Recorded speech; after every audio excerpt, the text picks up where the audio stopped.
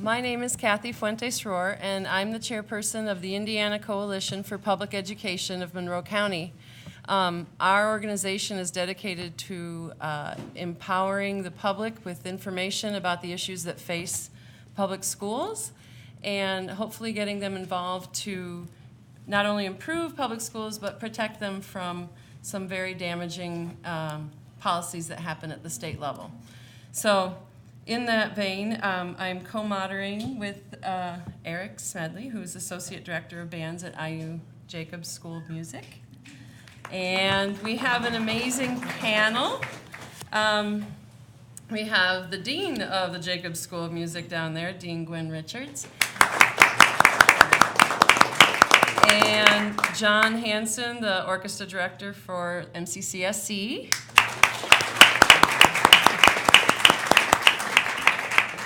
Pete Miksa, the Professor of Music Education at Jacobs School of Music.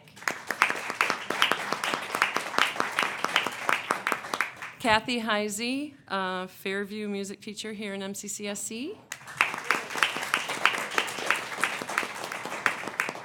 Bailey Hall, an alumni of MCCSC North band.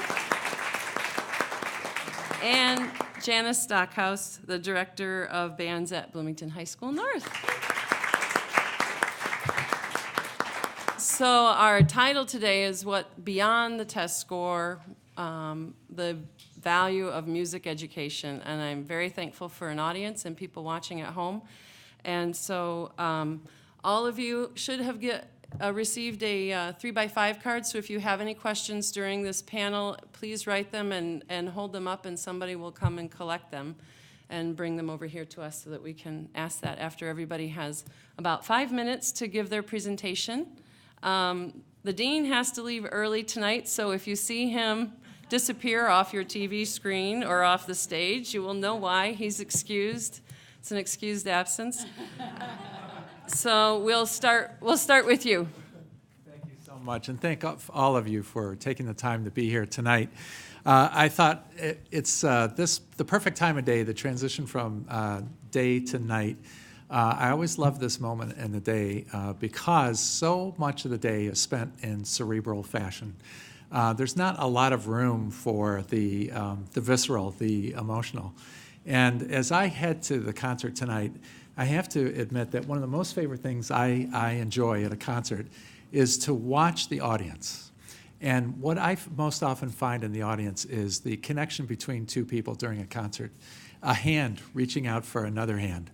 I'm reminded always that in a concert like the one we'll have tonight, the potential to reach somebody emotionally or viscerally with the music that's being performed speaks to the power of music to evoke a deep emotion that you never knew you had. And it never comes up during the daytime because you're just not able to let the emotions run wild. But at a concert, you're able to do that in the dark of the quiet seat that you're in. You have the opportunity to enjoy and to let that music move you. So the first thing I wanted to mention was just simply the power of music to communicate all sorts of thoughts and passions and emotions, ideas. We often tell our students that if you're on the stage and you can move an audience, you have a career. And if that audience isn't moved, then you don't have a career. So the whole effort is to try to move that audience with what it is that you have to say. Then I wanted to mention that Daniel Pink, one of my favorite authors, a columnist often in the Washington Post, has a great book called A Whole New Mind. And in that book, he says that more people in the United States work for themselves than they do for an institution or for a company. This is a fairly recent development, but more than 50% of Americans work for themselves. And I heard just this weekend Tom Friedman in an interview say that when he exited college, his work then was to find a job, and that his child, who graduates in a couple of years, their job will be to invent a job. And it reminded me of the creativity that's needed by anybody entering the job market these days. I heard someone talk about cars, that there are more cars in America than there are drivers at this point. So the idea that cars provide simple transportation is over. The motive to buy a car is not so much the engineering as it is the design of that vehicle. And that design requires creativity. And so one of the things that the job creators find is that the people that they're looking for are people that are expressive, who've had a relationship with creativity, who are able to express that creativity, and that has become a great value in the workplace. Not so much decisions or things that are decision trees, but people who can create that doesn't currently exist. And then in the millennials, those individuals in the country who are between 18 and about 34, many sociologists say that that population is going to live in a post-consumer society, meaning that these individuals will not define themselves by the accumulation of things or the material, but rather they'll define themselves through the experiential. And they'll turn eventually to the expressive arts to be able to try to distinguish themselves in a society that is grown as large as we are, which I'm reminded that when I was born, there were 2.5 billion people on planet Earth, and last June, it was 7.4 billion people. And do you know how many people will be born in the world this year, in 2016? 130 million people. And that in this next decade, the world will add 1 billion people. The population will be 8.4 billion in about 10 years, which makes it all the more important that people that enter the workplace have a relationship with creativity and the expressive arts. And I wanted to just share two stories about recent trips to South America. We were in Sao Paulo. On the edge of Sao Paulo, Brazil, there's a slum that's called Heliopolis with about 120,000 people who live there. And there was a fire in 1995. And a retired priest by the name of Salvio Baccarelli started a music school. He decided that's what he could do for this community, which had suffered so badly. There are no city services in this barrio. And the school, once born, found its home in a juice factory. And when we were there, a converted juice factory, when we were there, Barbara and I were shown by the director of the school. We went downstairs where there were a whole bunch of freezer lockers, which were practice rooms, amazing to see the conversion, and a young man who wasn't able to find a practice room in the hallway. Very resonant space. Of course, it's all tile because it was once a factory. But he said, I want you to meet this young boy. He was about 14, 15, and we went up to him, and he stopped playing the clarinet. And I asked him, what did you think after the introduction? What did you first think when they put a clarinet in your hands? And I suspected and anticipated that he would say, I didn't know how to put it together, I didn't know what to do with a reed, I didn't know where to put my fingers, and he didn't say anything of that. And what he did say has resonated with me ever since. He said, they didn't expect me to steal it. And when he said that, for the first time ever, I became aware of the power of identity that was possible for this young boy. With all the societal pressures that existed for him growing up in this Heliopolis community, he was able to redefine himself as a clarinetist. Now, I know some of you are thinking, a robber and a clarinetist, how distinctly different are those two things? I would make the case that they're quite different. Very, very, very different. But the ability of that student to hang on to that identity through adolescence was a very powerful message to me. And one other in the city of Barquisimeto, Venezuela, taken there because of what has been developed in the string program in Venezuela. There was a new program that they wanted me to see called the White Hands Group. And I wasn't quite sure what this was all about. And we went into the cinder block building, rectangular building. There were some chairs set up and risers. And it was clear that the choir was divided into two parts. There was a group that was off to the right that looked like a normal choir, and a group to the left that all were wearing white gloves. And I wasn't sure exactly what the purpose of the white gloves was. And then when the pianist got there and the two teachers started to conduct this group, it was immediately clear that the group without the gloves were able to phonate, and all the students with gloves were unable to phonate or make a sound of any kind. And what their white gloves were doing was expressing the words of all the students who could phonate.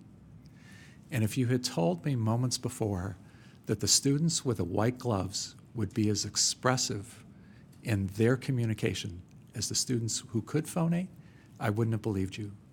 But perfectly synchronously, these students were able to communicate, and it was one of the most moving expressions that I've ever heard in my life.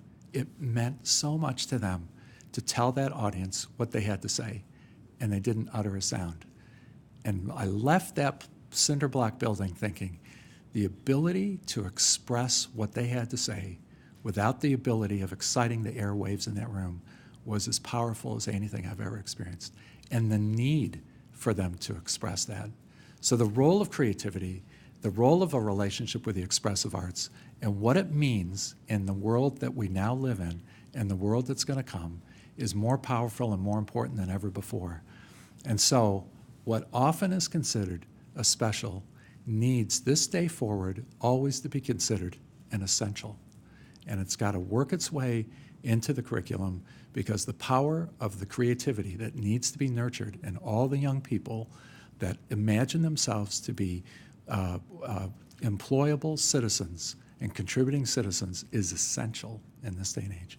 And this great IU Jacob School of Music will always, always be a partner with MCCSE to make certain that every student has access to the ability to have a relationship with the expressive arts. Whether it's Fairview, whether it's Templeton, whether it's the MAC concerts, we will always be there because that's an essential role for the Jacob School of Music yesterday, today, and well into the future. Wow.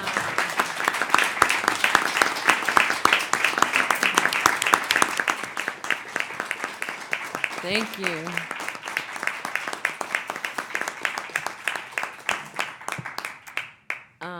John, do you want to go next since you're sitting there? Sure, yeah. Okay. So hi, everyone. I'm Jon Hansen. I am the orchestra director at Tri-North Middle School, Jackson Creek Middle School, Bloomington South High School, Bloomington North High School, the Hoosier Youth Philharmonic, and I am the proud teacher of that amazing string quartet that was playing outside tonight.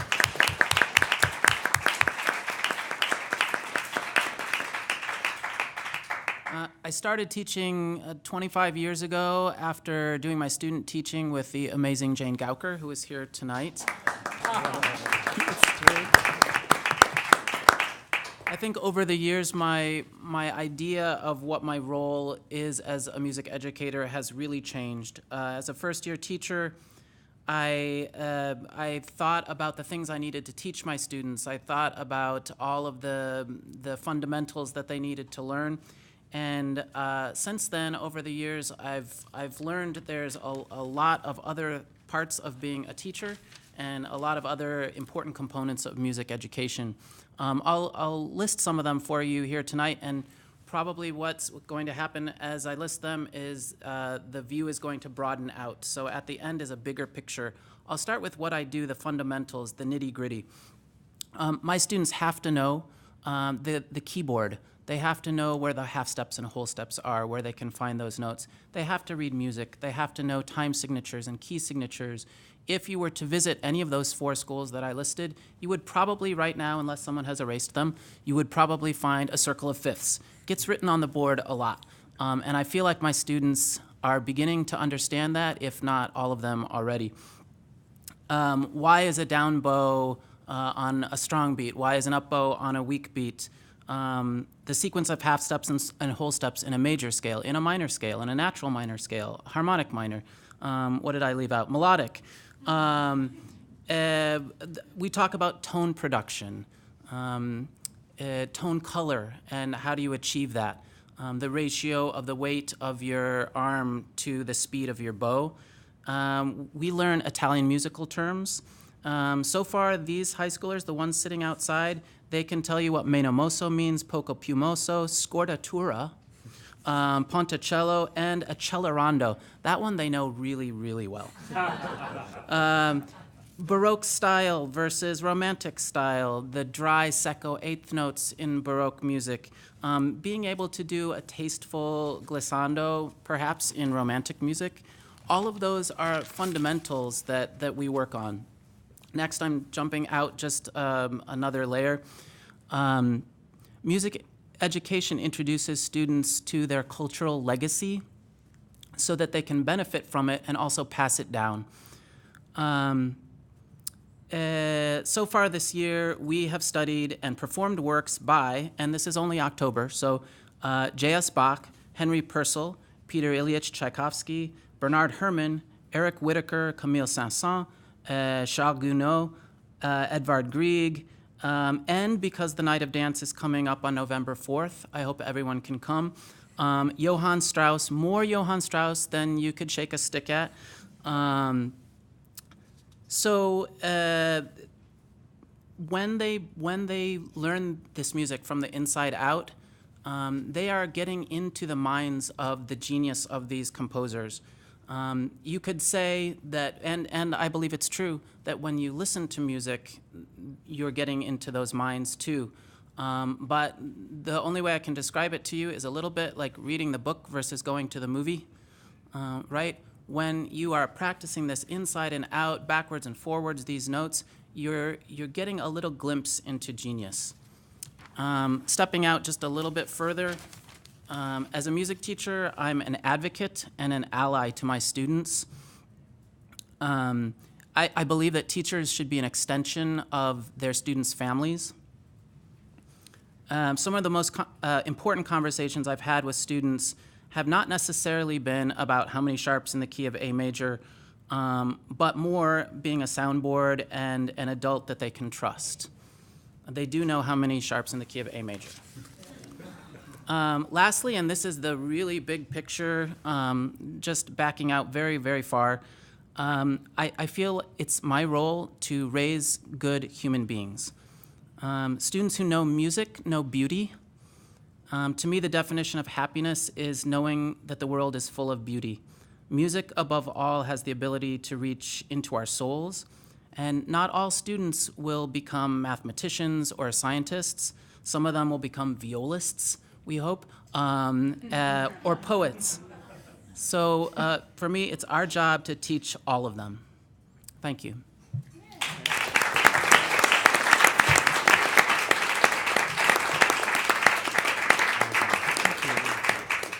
Thank you very much, John. Pete Miksa, would you like to talk now? I would, thank you. Thank you for the opportunity to speak tonight on behalf of music education in the MCCSC Public Schools. My name is Pete Miksa. I'm a faculty member at the IU Jacobs School of Music, and I specialize in instrumental music education as well as music education research. I'm also an MCCSC resident with 2 young children. Our oldest is already enrolled in the MCCSC system, and I see her music teachers here today, which is really exciting. And our youngest will be enrolled shortly as well. So I was invited to this panel to speak briefly on the national landscape of music education and the value of music education in the schools, and I'd like to highlight 3 main things. So first, I'd like to highlight some characteristics that lead to a school district having an excellent music program. About 15 years ago, the President's Committee on the Arts and the Humanities was tasked with identifying the best school districts for arts education in the country and determining what made them great. They ultimately selected 91 districts and noted that the following things were essential for developing and maintaining an excellent program. Artist teachers dedicated to professional development, strong parent-school relationships. Opportunities for students to participate in specialized programs that yield high levels of achievement, and a sense of a comprehensive vision for arts education and a dedication to continuous improvement. And I highlight these specific attributes from the report because they are things that MCCSC is currently doing, and despite limited resources, they're doing it really, really well and admirably. And that these things are also particularly vulnerable in the upcoming referendum. If we want MCCSC to provide an arts education that works best for our kids, we need to make sure that these things are in place. They're essentials for a quality music education. Second, I'd like to mention some of the trends regarding music program offerings around the country. First, with elementary music programs. About 94% of schools in the U.S. have instruction designated specifically for music. And as you might guess, that's less so for schools that are designated as high poverty, where it's less than 90%. 91% of those schools that do have music have arts specialists teaching music, which again is essential, and 93% have music classes that are about once a week. However, only 89% of high poverty schools have music all year round. This is amazing that elementary music teachers teach on average 25 classes per week with on average 18 kids per class, which equals 450 different children per week. That is just amazing. And that's just the average. And so, if we think of mathematically, the average is just the middle of the bell curve. There are some folks that are way on the ends of that extremes, and it's just amazing. In regard to secondary programs, middle school and high school programs, about 91% of schools nationwide have instruction designated specifically for music, and of those, whereas for high poverty schools, only 85% do. 81% of those that do have music have full-time specialists. In regards to high school, 57% of schools that have arts programs require an arts course or require some arts courses for high school graduation, and usually it's a one-course requirement for graduation.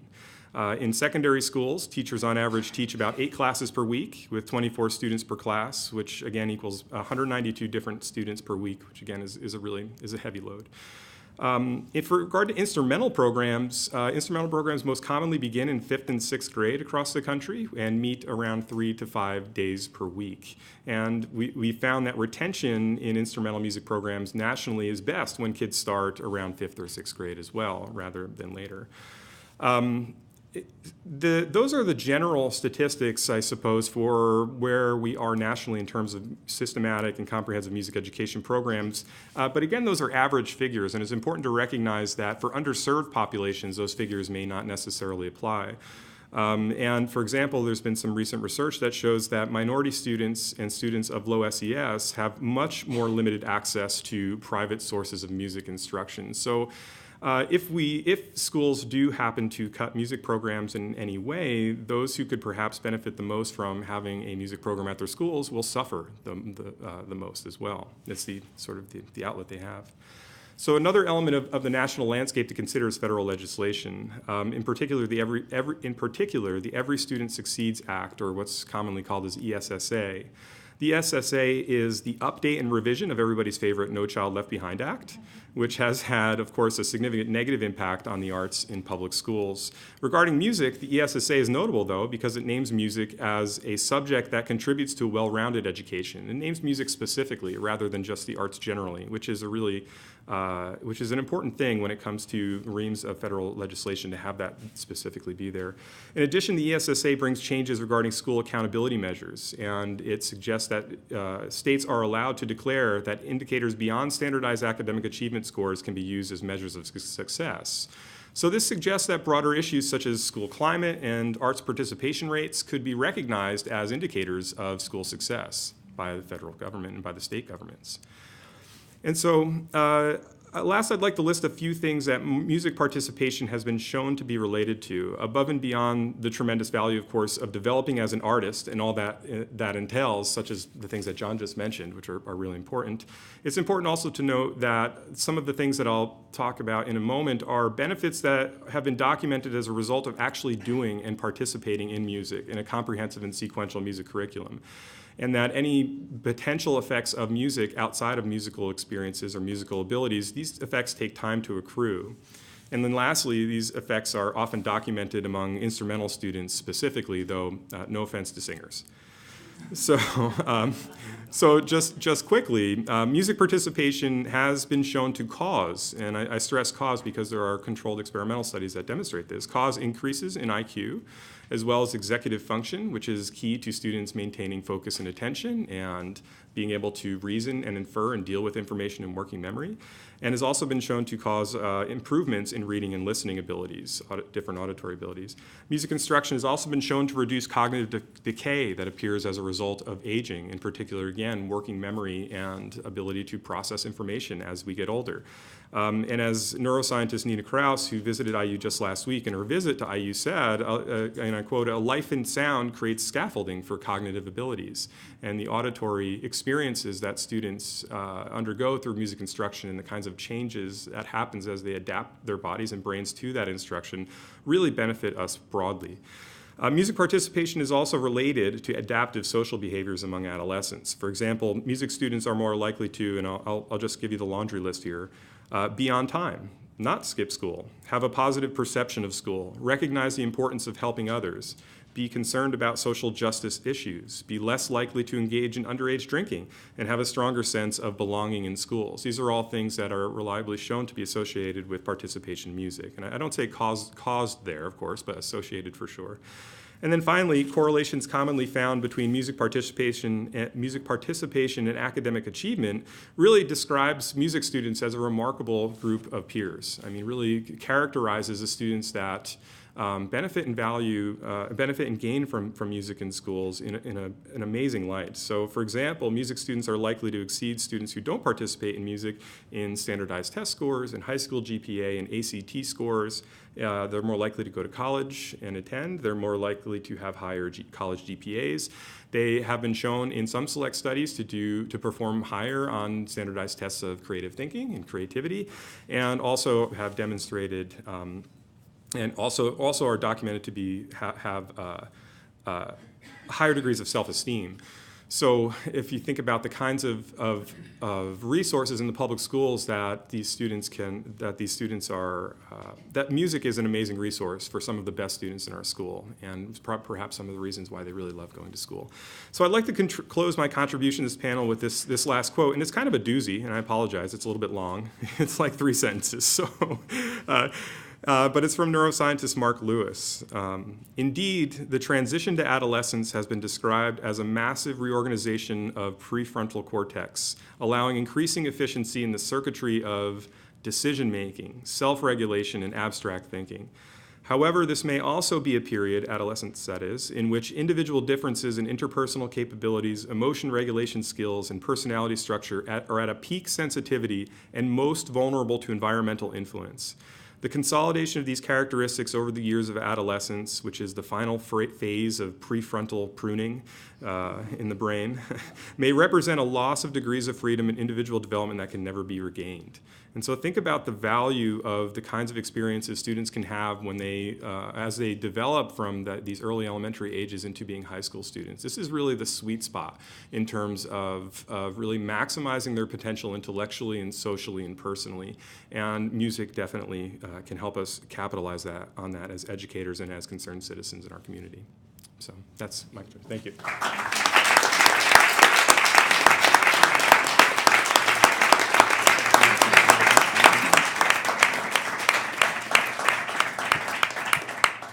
Thank you very much, Dr. Miksa. That was fantastic. We're going to have Cathy speak here. While she's doing that, I am going to come around and collect any questions that you have. So if you have cards with questions, that would be great. And this is sort of the part where we're probably going to have to ask the panels to be flexible, and as educators, you know really well how to do that, and move out of the way of the screen while Cathy shows a little video that's only a few minutes long, and we'll go back to our seats. If you can get out, Pete.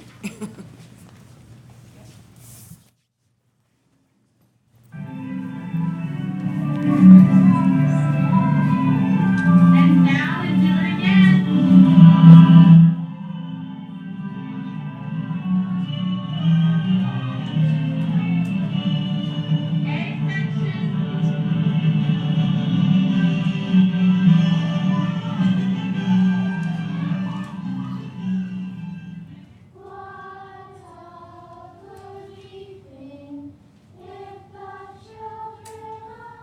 section.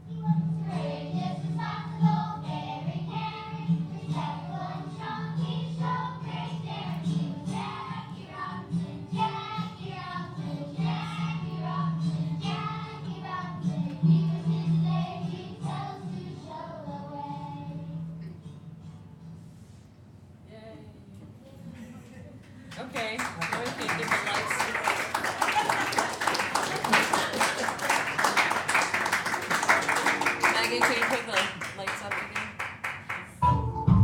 Uh-oh. That's good entrance music, I think. Yes, that's a segue for you. Ooh. It's YouTube, right? It's YouTube. Can you put the lights on? We'll go sit down. Thank you. We'll come back and sit, and it'll be your turn again.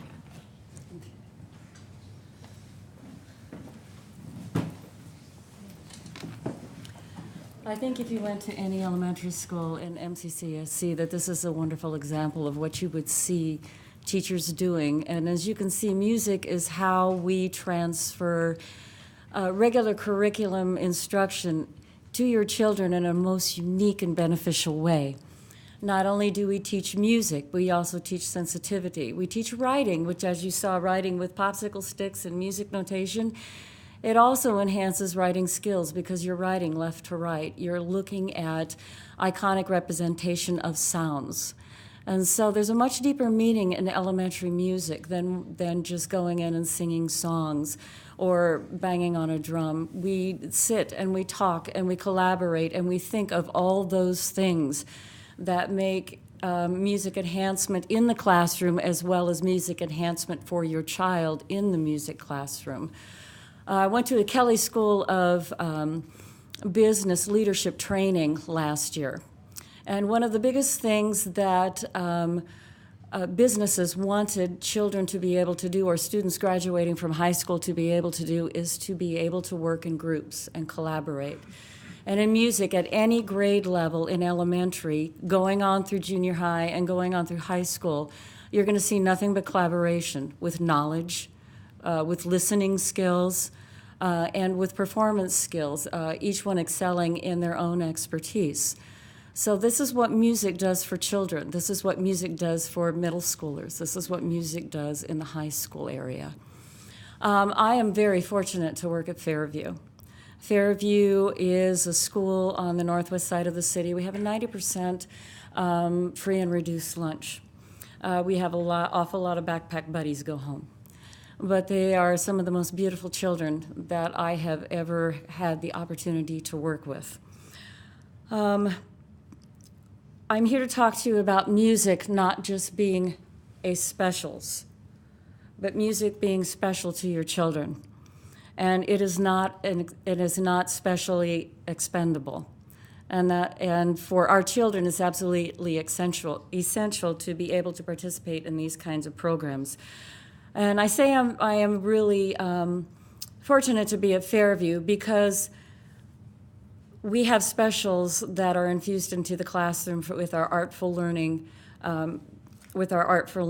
curriculum. And what Artful Learning is you take the standards and you look at your standards and you find a common thread through the standards as your theme.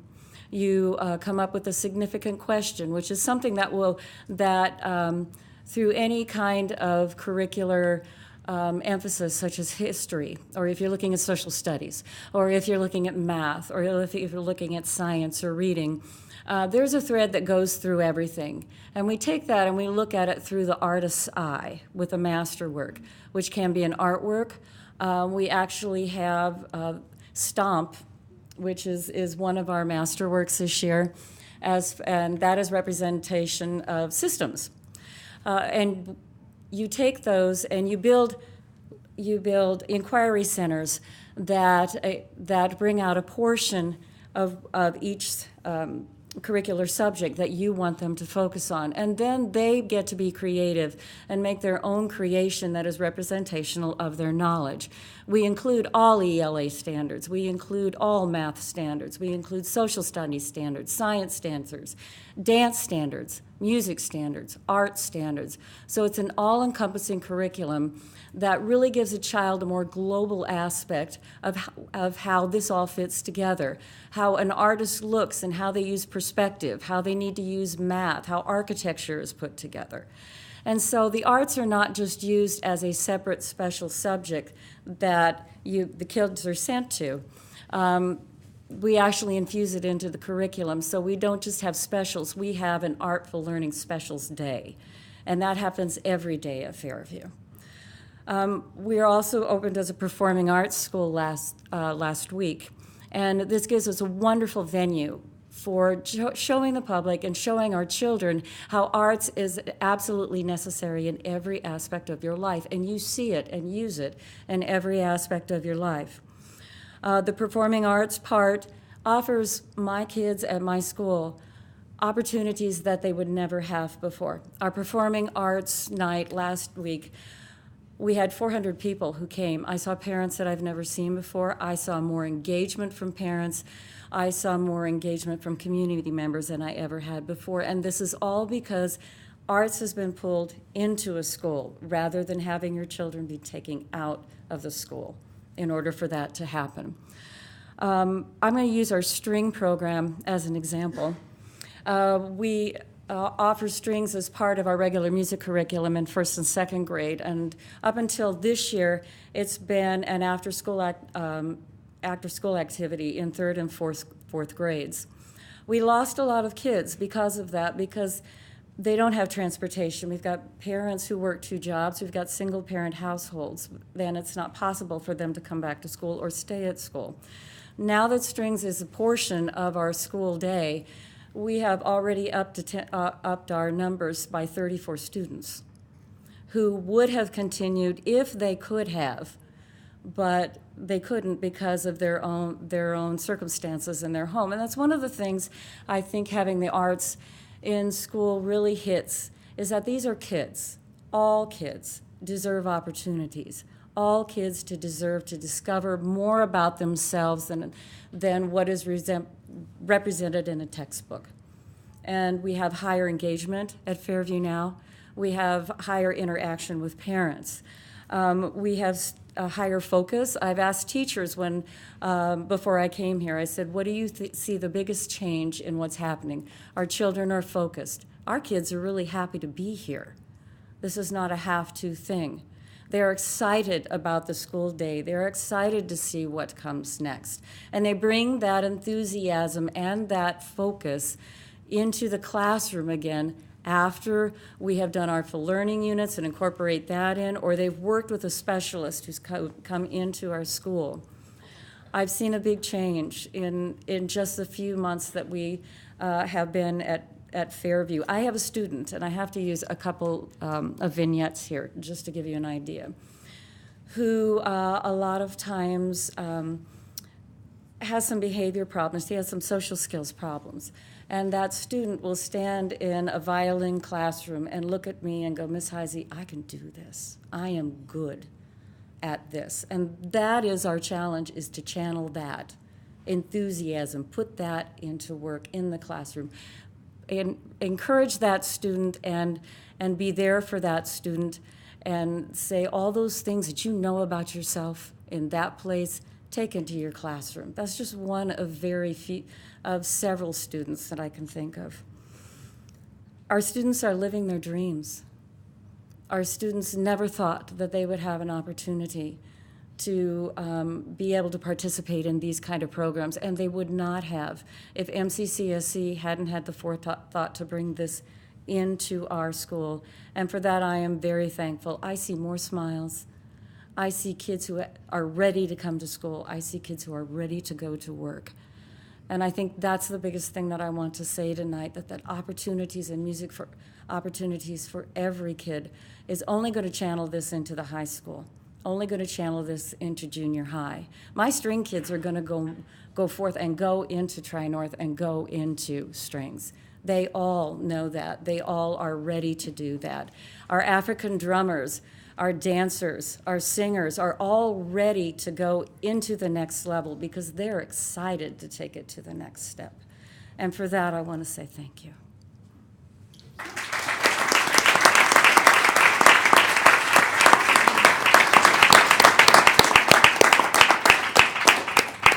Your turn, Bailey, if you want to, as a recent grad.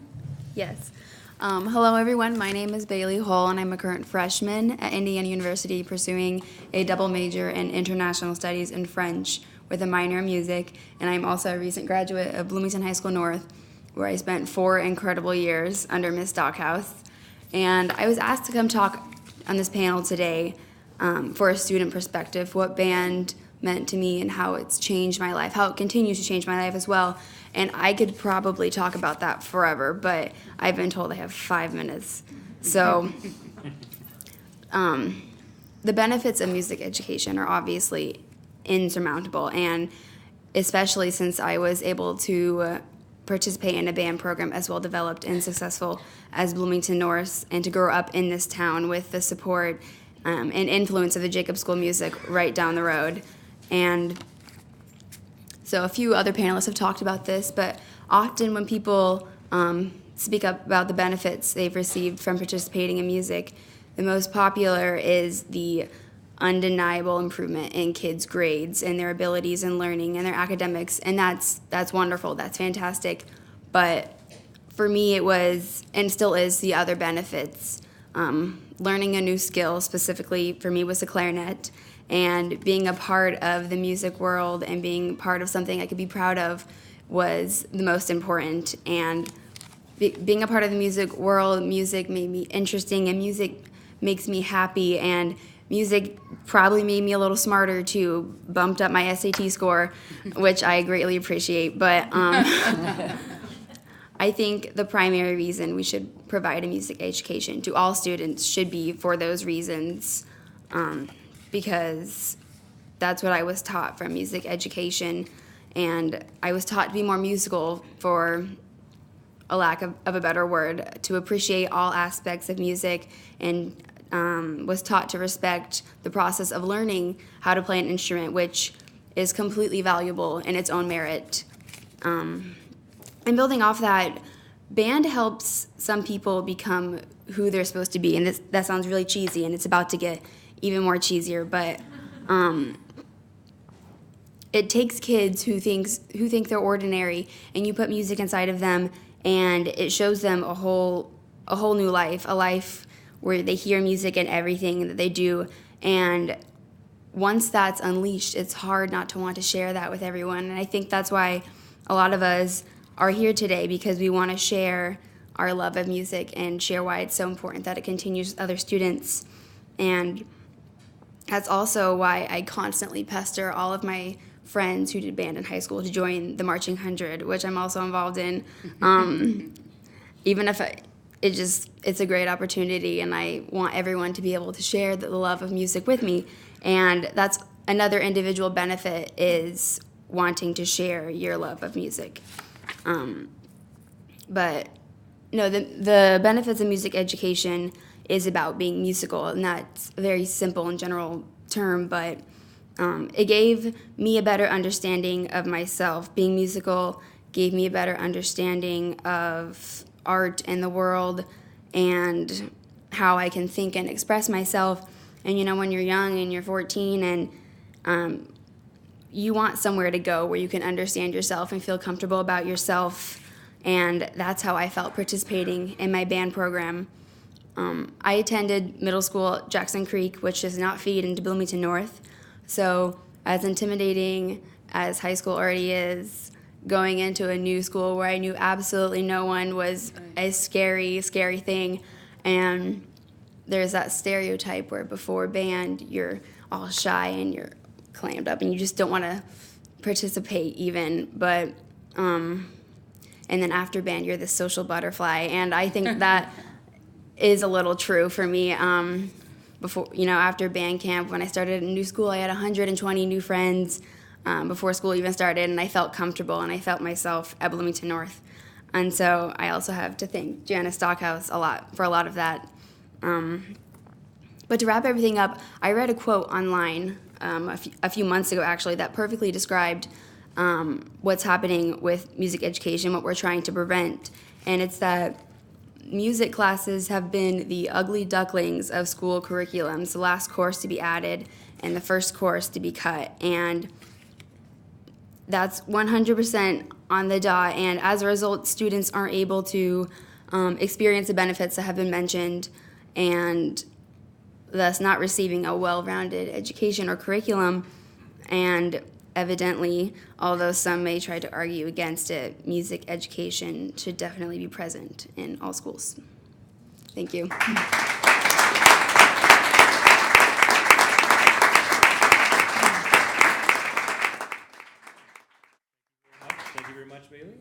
And now we turn to Janis Stockhouse. Good evening, everyone. And Bailey, how much do I owe you for that testament, you know? Just let me know and we'll settle up afterwards.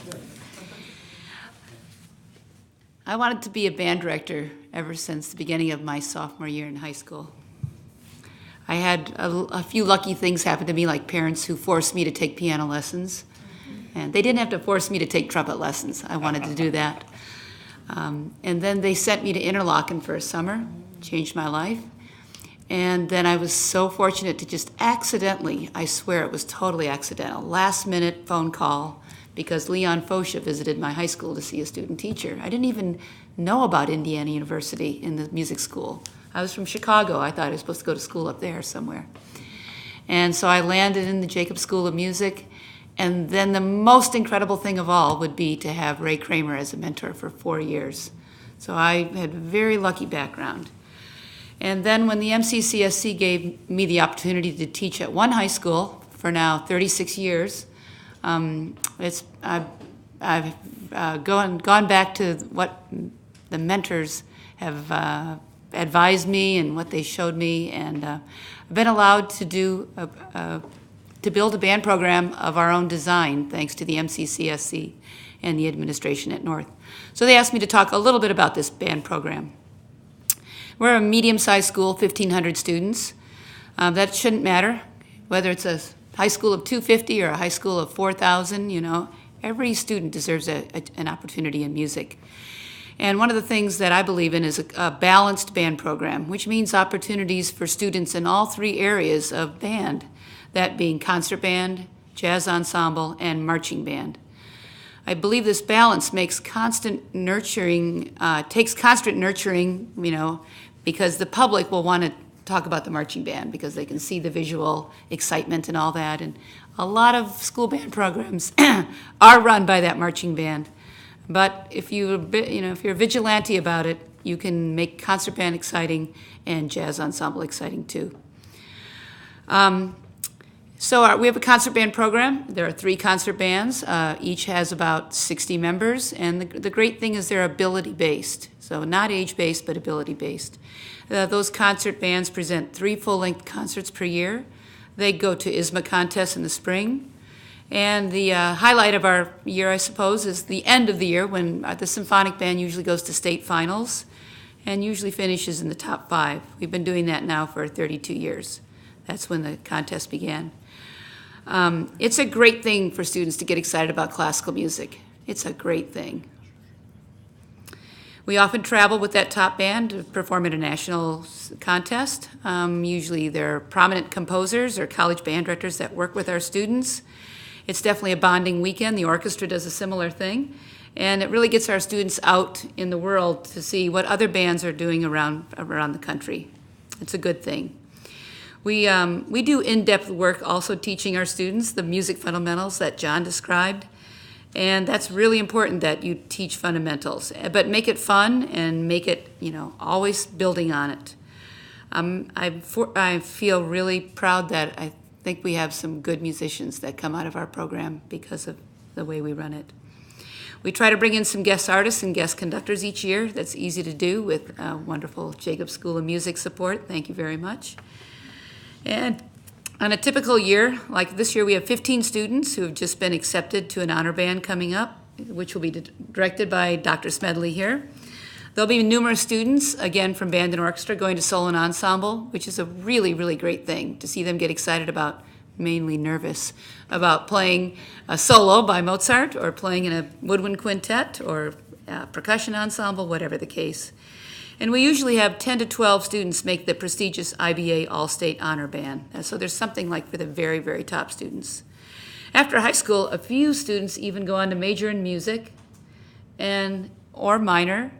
And I'm just so pleased when they keep playing music. Aren't you, John and Jane? You know, whether it's the marching band or the community band, that's wonderful. And it makes a huge difference in college.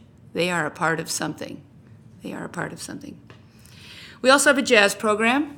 We're very lucky that the MCCSC lets us have those as curricular classes because if it were after school, I don't think it would happen.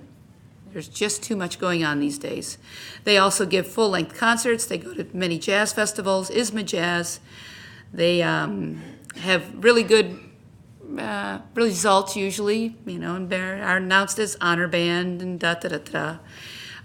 We go back to our big band roots each spring, and we do a swing dance. So it's wonderful to have all of those. It's about 4 bands, about 25 students per band, 100 students getting exposed to the music of the 30s and 40s, and they really like it.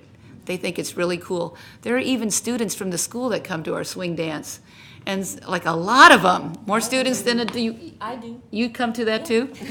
I mean, that's the roots of jazz and big band. So we're really pleased that we get to do that with our jazz bands. The combo program is one of the most interesting things, the combo being a small group of 5, 6 students playing jazz. These groups are student-run. They organize their own rehearsal times and days. They pick their own music. They have to be jazz fanatics to listen to music and figure out what tunes they want to do. And I call that a good addiction.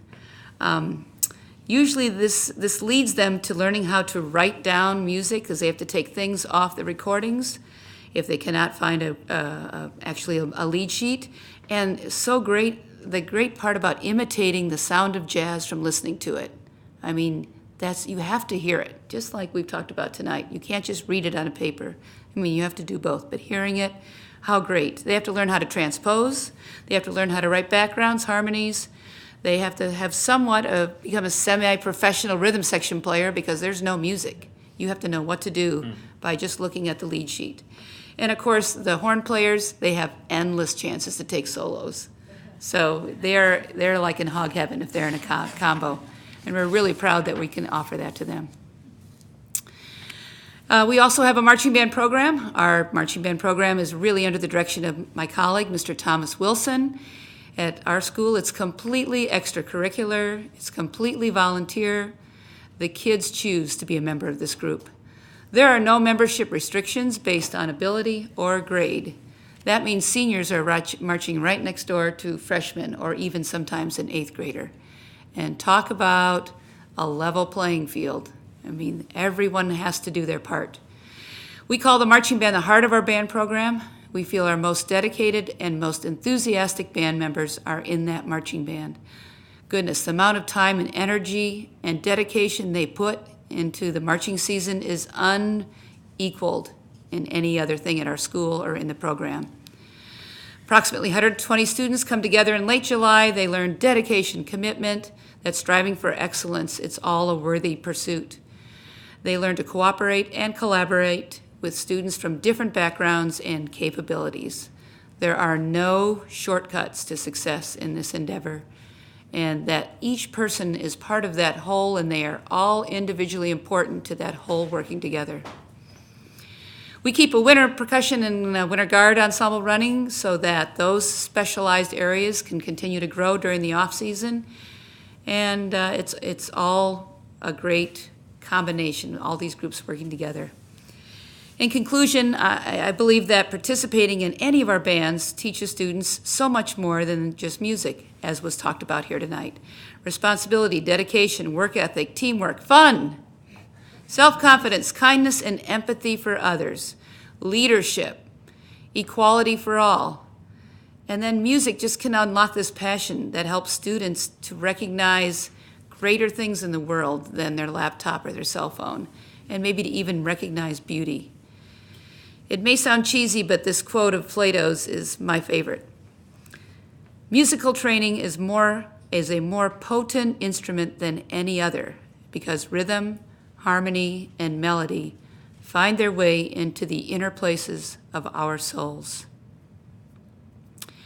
Here in the MCCSC, we do have quality music education, and our community deserves this and should continue to advocate for arts education for all students. Beginning on a band instrument in 7th grade is pretty late. In fact, it's absolutely too late in this day and age. Students have so many choices, and if they don't get the feel of a band instrument in 6th grade, they're not going to choose it. There are too many other things that they can do that aren't scary on a piece of paper. So I am here to tell people that You know, if you belong in a middle school, if you belong in music, you've got to get in there before middle school. 6th grade would be fine. It's got to be before 7th grade. I feel like music at the high school and the middle school gives all students a home away from home. And for some students, that's incredibly important. And also a place to feel safe. Being in band gives them the motivation to get up every day and look forward to coming to school. Isn't music education a lot more than just a test score? Thank you very much. Yes, Thank you.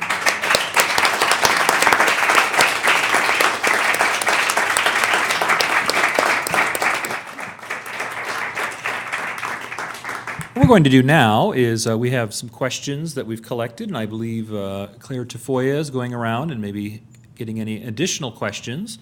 But the first question I'd like to start off here, and this is, and anyone can answer this, and you don't all have to answer, but if you have an answer, that'd be fantastic. What is the most powerful experience you've had as a music teacher?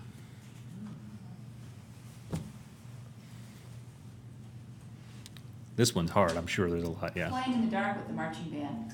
It happens the last night of the rehearsal season before semi-state, because we don't know if there will be any state after that.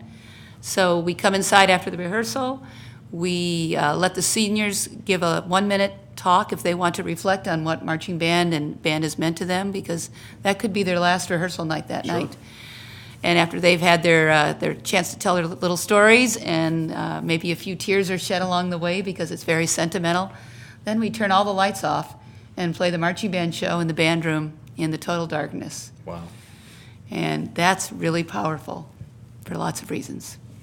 Yeah. Anyone else would like to share? I had a previous student come to me just last year. She graduated from Bloomington North last year. I have an after-school music program called the Coda Academy, which she was a part of, that is grant-driven, that pays for instrumental lessons for students and provides them instruments and instructors on an instrument of their choice. And it's a grant that I have been able to renew for the last 10 years. This is our 10-year anniversary. She came to me, and her mother came to me and said, "Do you know that I'm going to IU because of you?" And I just kind of looked at her, and she said, "I never thought I would be able to do the things that I have done." She started playing the flute. She played the flute through junior high. She also incorporated keyboard and guitar and started to be a regular band participant at Rhinos. And this last year, she got her own radio show interviewing high school composers and high school musicians. And through all that, it gave her the initiative and the drive to go to IU, and I didn't know what to say. I was so flabbergasted. But she came after she graduated, gave me a great big hug, and said thank you.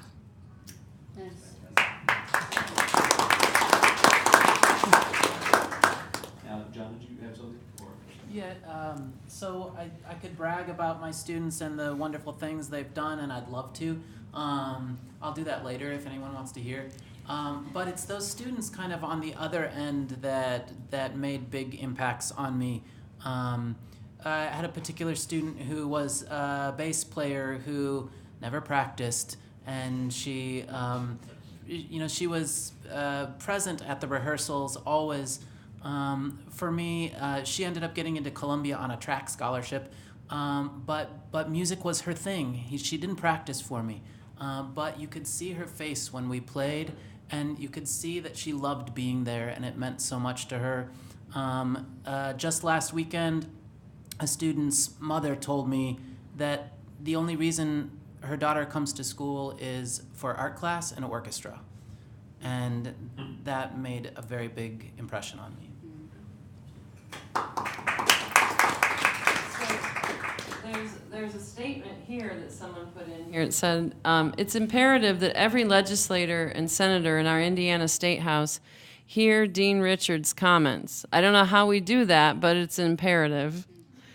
That is part of what ICPE's focus is trying to make sure that we have that we are empowered with information about how we can make sure that we all are supporting public education, and that every child has an access to the broad curriculum.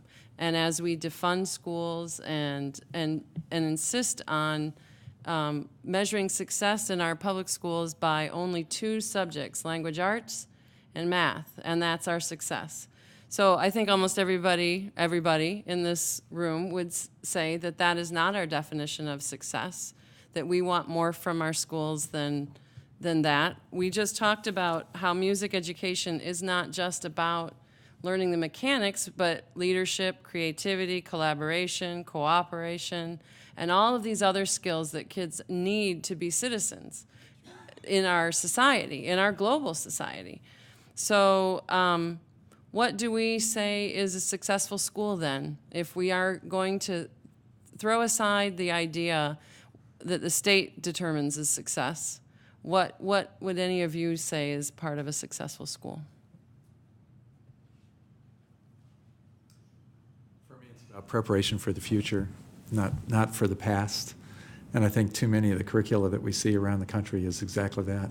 Before the Industrial Revolution, 70% of Americans earned their living as farmers.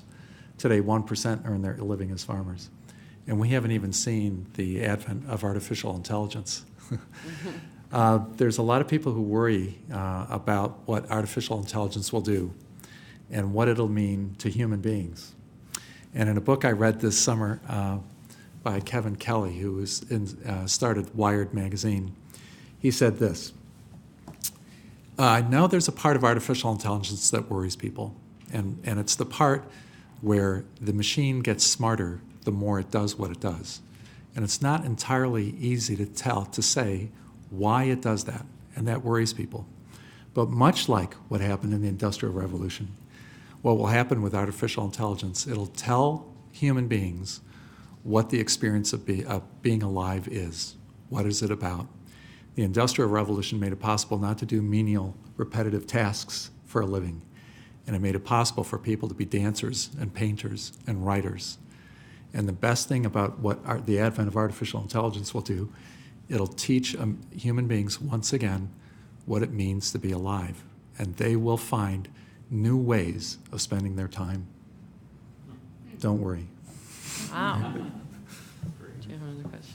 Yeah, we have several potential music educators here. I would say potential, but future music educators here in the, I guess, yeah. That's right. This is a great question. I'm sure this is from one of them. As a music educator, what are the most effective ways to show your administration the value of music education? And I think that's for the community too, for parents. I'm a parent of someone in MCCSE schools. What are ways that we can do to voice to our administration the value? Mm-hmm. So, first of all, invite them to your classroom as often as possible. Drag them in, show them, even if you're not ready for a concert, and do a lot of concerts. Sometimes for us as trained musicians, we feel like we can only give a concert when everything is perfect. And I would argue that our audiences love to hear our students play, and so the more concerts you can give for the school. Also, when you're at those concerts, make sure and thank those administrators. Great. Anyone else? What are some things that have been successful from parents in your programs that you've seen that have worked with administrators to help show the value? Ms. Stockhouse, anything specific? Well, just that the parents have a great relationship with our administration and aren't afraid to, if there's something that's amiss, aren't afraid to go in and ask to talk about something. Mm-hmm. And sometimes administrators just don't know what's going on, and they need to be educated about things. So having an active band parent group that supports everything the directors are doing and the students are doing, mm-hmm. and then when needed, not the old saying, there's nothing worse than an angry band parent or something. When needed, go before the appropriate people and make some noise. And like Jon said, invite them into your classroom and invite them to your concerts. Along the lines of providing education for all, which is the idea of public education, the question here is, how do we provide performance opportunities for all students, even those that are experiencing and growing up in poverty? Well, that happens within the school, obviously, what you all have been talking about. Cathy, I thought you said you had to advocate a little bit to try to help kids make transition from elementary to middle school band or orchestra. I think as far as giving, is to help to provide opportunities and to seek out opportunities for them to perform and become a part of a group, invite people into your school. That's probably one of the things that helps start this. As far as Coda Academy, we have people that come in. We create a concert for Coda Academy students. We create concerts for students when they've worked on something for a while. We're always trying to find opportunities, and as a music educator, that's something that I have to do for my children, and I'm very willing to do that. Find a reason to do it. Collaborate with teachers. Collaborate with your community members, and find a reason to make an opportunity. That's nice. Just to add to that a little bit, I think recognizing, as Cathy suggested there, that school opportunities are really the opportunities for students that come from poverty. They don't have the time or the resources and maybe the structure at home to reach out and capitalize on other things that might be readily available in the environment. But on the other hand, as teachers and thinking about how to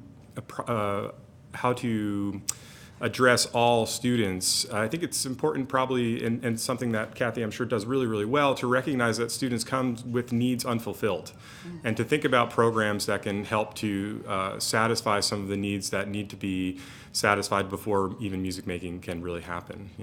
Senses of belonging, senses of feeling that they have worth in some way, and sometimes even real just physiological needs that students might have, and in terms of safety or even hunger and sleep and other kinds of things like Clothing. that. And clothing, right. Yeah, so being an advocate for your students and being an advocate for not only the public school music education program, but a public school music education program that has access ways for all kinds of students, and doesn't, whether purposely or not, limit the kinds of students that might be able to take advantage of it. Great, thank you. We have a couple questions here that are similar. These have to do with students that may be on the shyer side, or at least come across that way, and even maybe have some performance anxiety, whether it's in the classroom or in concerts, that kind of thing. What are some things that you've tried over the years to help those types of students that may have those anxiety or shyness, that kind of thing, to help them? Sometimes we do live playing tests, and actually we do that often in front of each other, brief tests, and especially in a smaller class like a jazz band. And you're right, there will be students like that, so I recognize that, and I say, if you want to stay after class and play it for me, you can. You have to do something about that, because they can't help it. Sure. Of course, it could be lack of preparation too, but, some of the times it is that, though. It just is that. You're right. Sure. I was trying to, when the question came around about the most powerful moment in teaching, I kept thinking about this student who you could characterize them in the way you just described. I mean, this student was probably as introverted as they come in some respects, and by the end of their high school experience, they were a drum major of this marching band.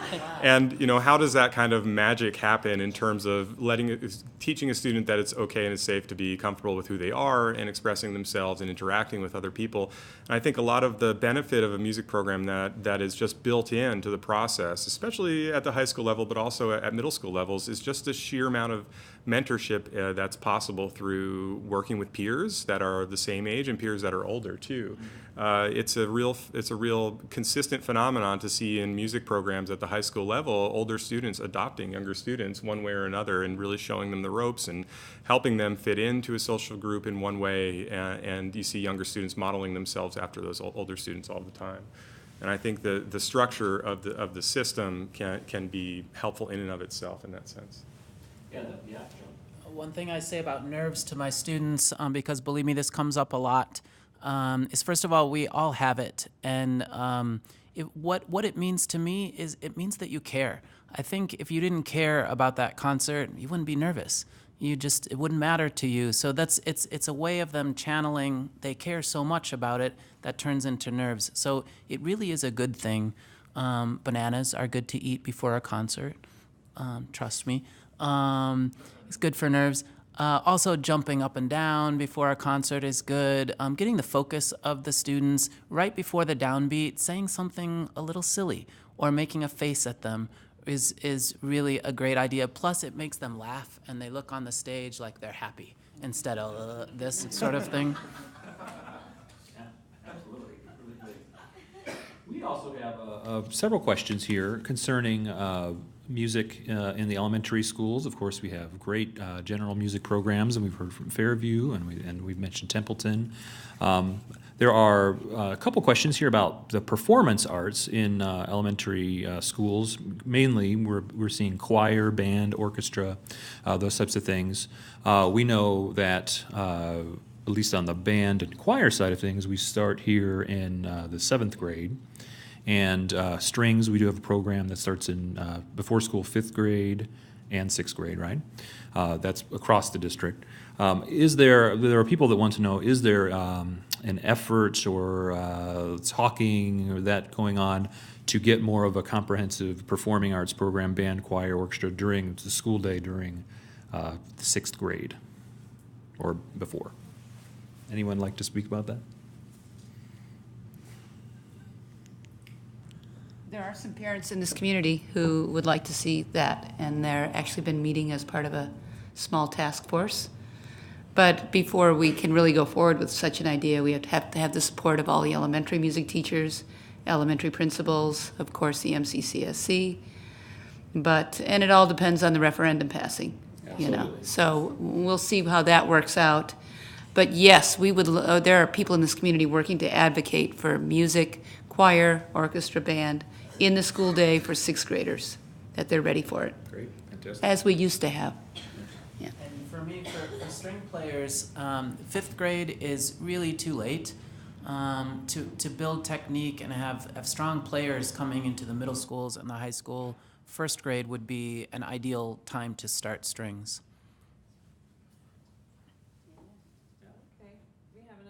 From the audience that is, as music educators, are you able to keep up skills on your primary instrument, and how often do you use it in teaching? Anybody want to answer? Yeah, so I would love to play more than I do, and the answer is I used to play a lot. I played in so many orchestras all around the world, and now most of my playing comes from teaching. I do play a lot with my students.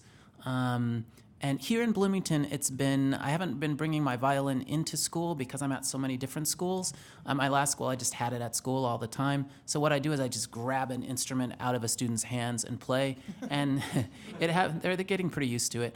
It happens a lot. I can fake my way pretty well on a cello, hide and C major, like 10 bars of it. But I'm a violinist, and the students are really receptive to it, and they love it when I play, and it's a great way of saying something without using a lot of words. Absolutely.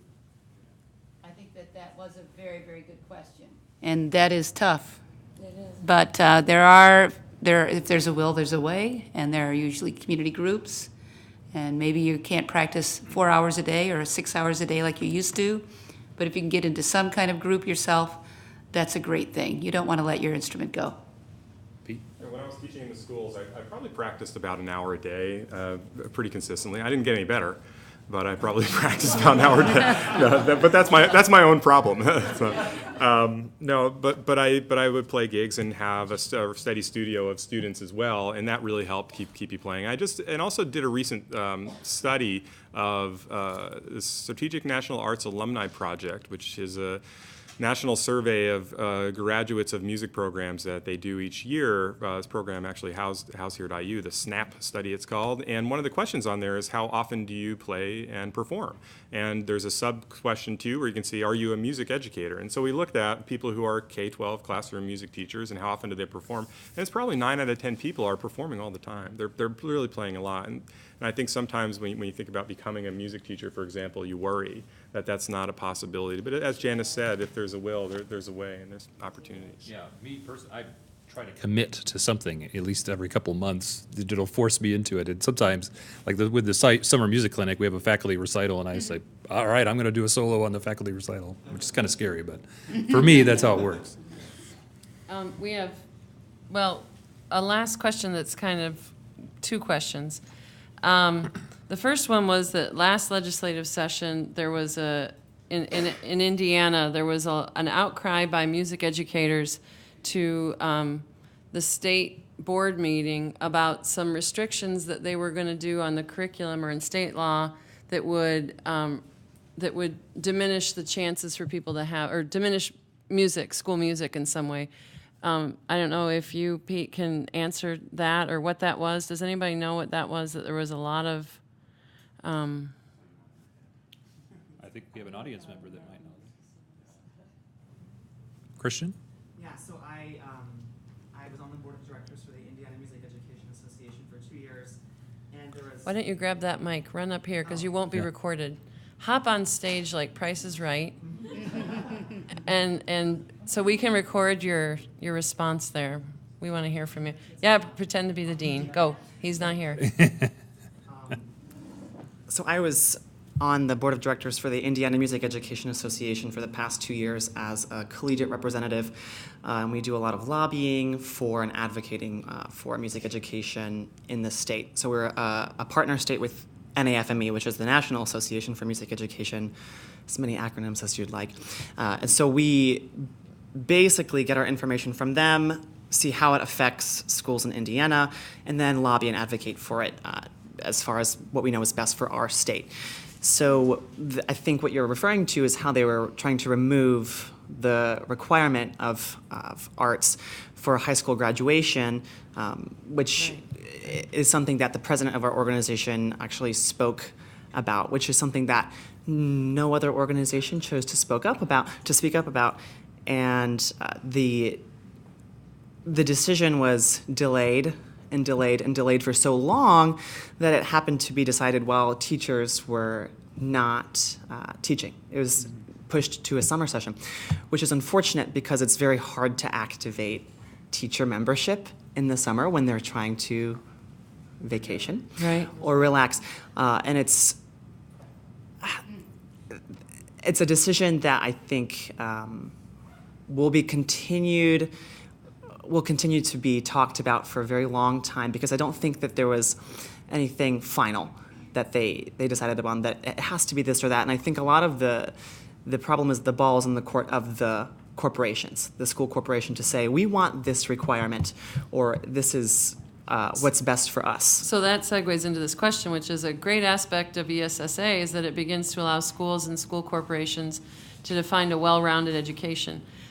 How can MCCSC teachers, parents, advocates, and so forth advocate for or influence these policies and decisions that will be developed?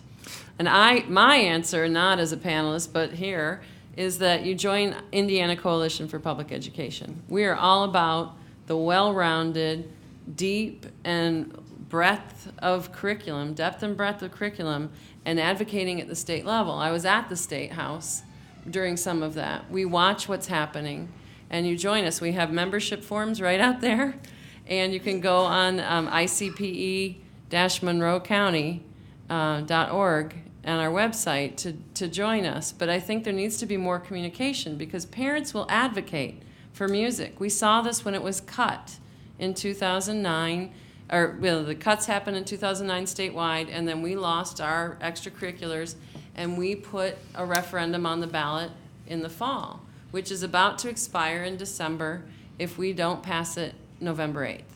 So we also have forms for the Yes for MCCSC campaign out there, and we're finding that people who are walking door to door, and there are very few, there are not as many as last time, because people aren't hurting. So people are not likely to be proactive, they're more likely to be reactive, which is a problem, because how much damage can we have to our public schools before people become proactive about protecting them and improving them ahead of time?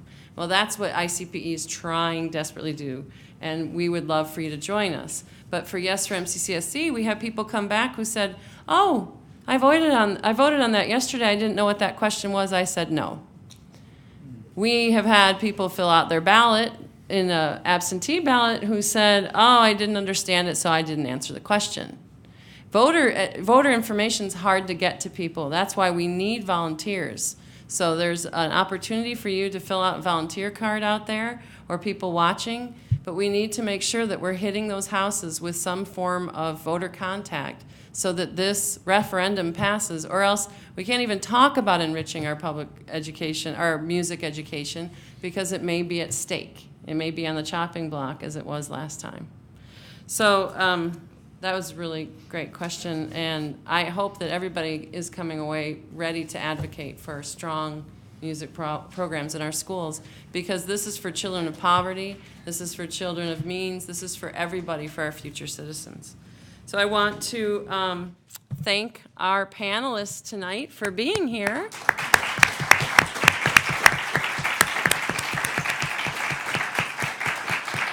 And my co-moderator. And we're going to get up and we're going to show that video about band, North Marching Band that we have here as sort of one glimpse. I want to just put a plug in for two things that haven't been mentioned. Star Band, that my 6th grader is currently in, is a wonderful program, and he was in it in 5th grade. That's at South with Doobie. And also, I have a child who graduated from South in the marching band, who learned that leadership, who could barely talk to anybody as a freshman. Sorry if I'm embarrassing you on TV. And by the end, won leadership awards in his marching band. It was a community where he could grow inside this safe space. So that was, and then he went on to be in Marching 100 for 4 years and loved it.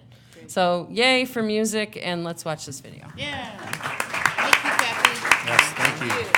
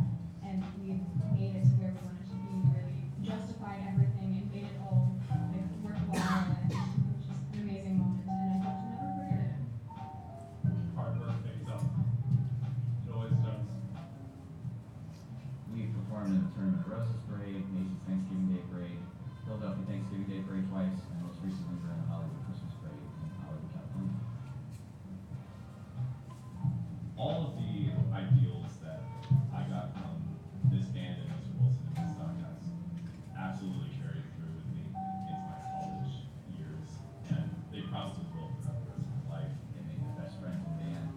Yeah, they're the best high school members for me. What I miss most about band is the camaraderie, the friendships that I've made, and as an alumni who gets to teach here again, I'm glad to give back in a way. When I joined band, I thought it would just be a very individual thing, you know, be another hobby of mine. Part of my life, just kind of like extracurricular. But what it really turned out to be was this really incredible group effort. The discipline, the way that you do things with everyone is doing the same thing. It's like being a part of a puzzle.